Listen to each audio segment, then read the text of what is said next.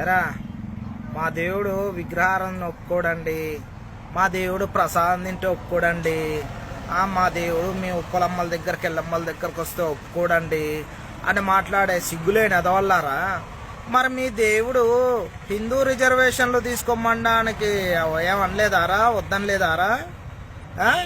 మా గుళ్ళల్లో పనిచేయడానికి వద్దనలేదారా? మరి అంటే డబ్బుల దగ్గరకు వచ్చేసరికినేమో మీ దేవుడు దెంగి తినండి రా, హిందువుల దగ్గర తినండి రా, వచ్చి నా పాట పాడండి రా అంటాడారా?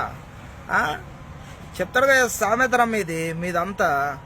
తినేదేమో మొగుడు తిండి, పాడేదేమో మెండడి పాట. అది మీకు బాగా సూట్ అవుతుందిరా.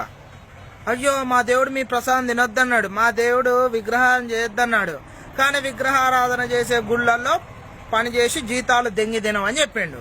మా దగ్గర జీతాలు దెంగి తిని మేము హుండీలో వేసే డబ్బులు తీసుకొని దెంగి తిని అవి మీరు మళ్ళీ దశమ భాగాల కింద